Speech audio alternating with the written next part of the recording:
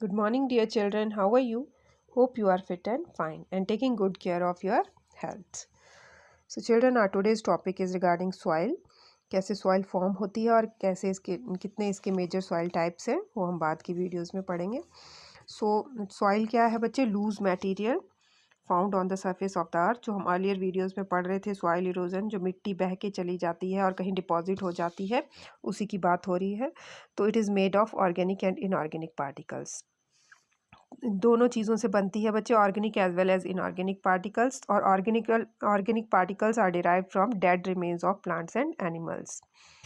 जैसे कोई एनिमल है, उसकी डेथ हो जाती है, या प्लांट है जो उनके पत्ते गिरते रहते हैं तो काफ़ी टाइम तक, जैसे कि हमने फॉसिल फ्यूल्स के बारे में पढ़ा है आपने, तो काफ़ी टाइम तक ये जो पार्टिकल्स होते हैं ये गल सड़ जाते हैं जब, तो ये डार्क कलर्ड मटेरियल में चेंज हो जाते हैं. That material is known as humus. यहाँ पे छुप के है बट आप अपनी बुक में देख सकते हैं.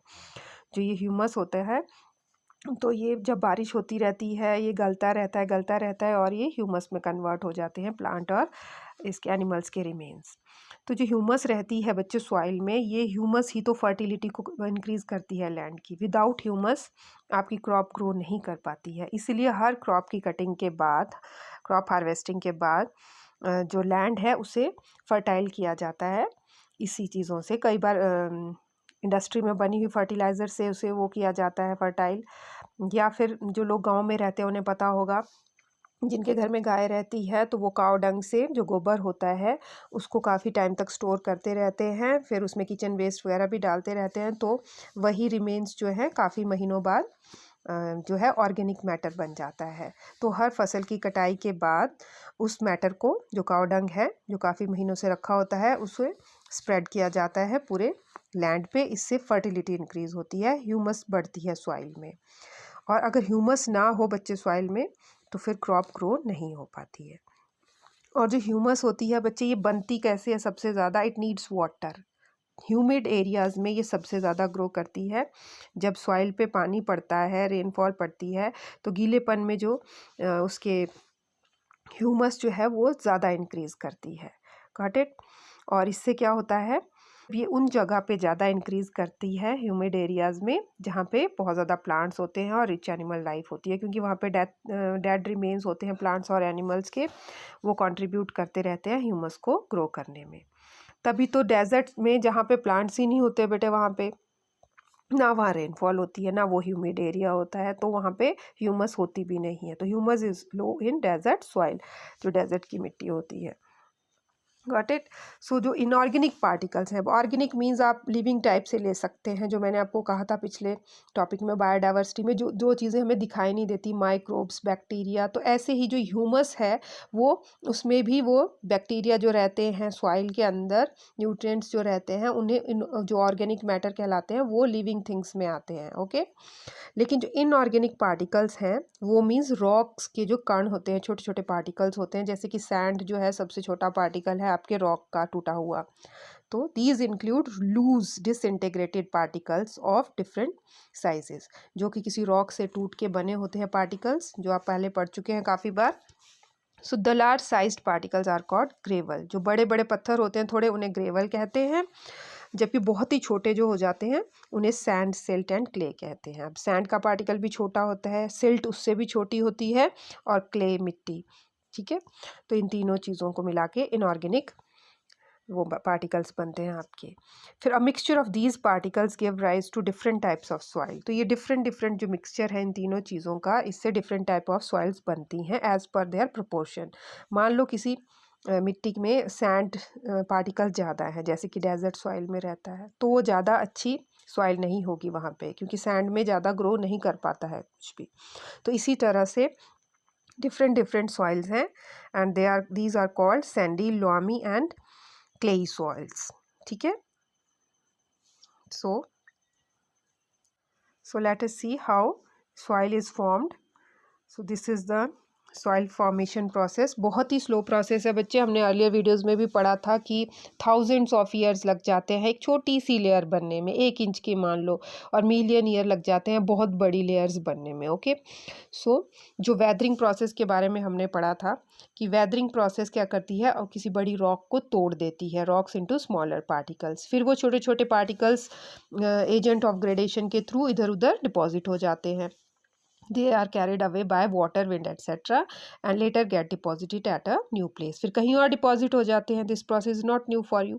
फिर इसी सॉइल को ट्रांसपोर्टेड सॉइल कहते हैं। आपका एक्सरसाइज का भी क्वेश्चन है कि व्हाट इज ट्रांसपोर्टेड सॉइल।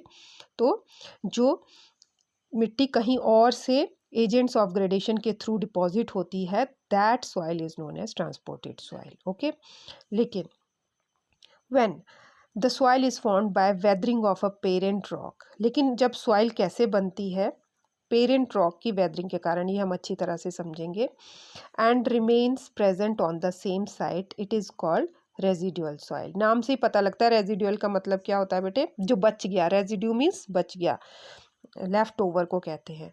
तो रेजिडुअल सॉइल उसको कहते हैं कि जैसे एक रॉक है, टूट रही है वेदरिंग के कारण, जो उसके सैंड पार्टिकल्स हैं वो तो चले गए डिपॉजिट होने, कहीं विंड उन्हें उड़ा के ले गई, वाटर उन्हें उड़ा के ले गया, लेकिन जो बच गया वहाँ पे, जो बच गया है रिमेनिंग पार्ट, वहीं पे ही उसी सेम रॉक के पास, तो उसी को रेजिडुअल सॉइल कहते हैं। ओके, सो सॉइल फॉर्मेशन में क्या है, ये जो आप पैरा यहाँ पे देख रहे हैं, सॉइल फॉर्मिंग प्रोसेस जो है, इसे बहुत लंबा टाइम लगता है। It continues over a long span of time.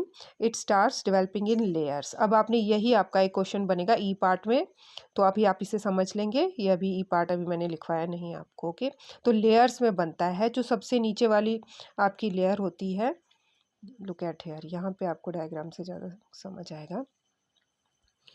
सो बच्चे, it starts developing in layer one over the other. These layers are called horizons. ये जो layers आपको दिख रही हैं 1 2 3 4, ये आपके क्या हैं, horizons। इनको horizons बोलते हैं।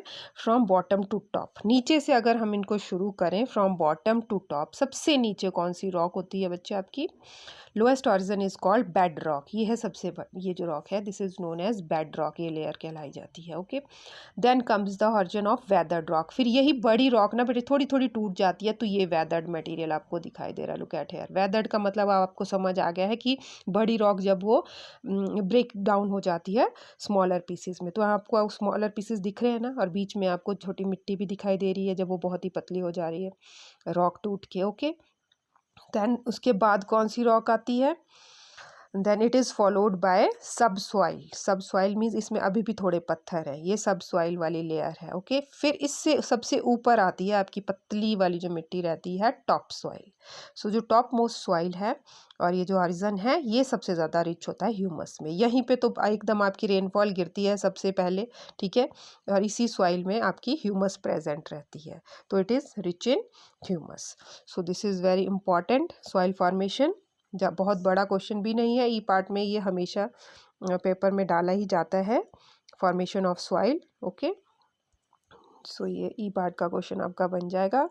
एंड ये क्वेश्चन में ही आपसे डायग्राम बोली गई है बनाने के लिए, तो आप बीच जब ये क्वेश्चन आएगा तो after writing the question you can draw this diagram. Okay, so that's all in today's topic. So revise this soil formation topic. Okay.